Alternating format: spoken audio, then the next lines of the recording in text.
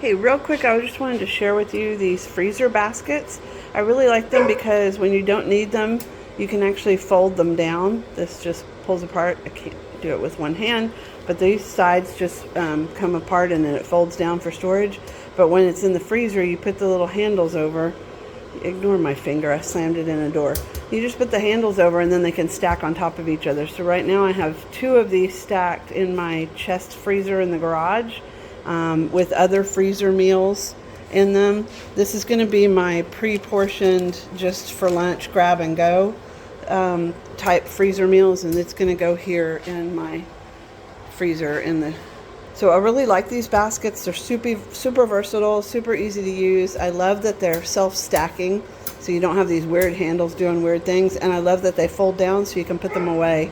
I got the pack of 3, and so far I love them. If you're looking for storage ideas in your freezer, check these out. Thanks for watching.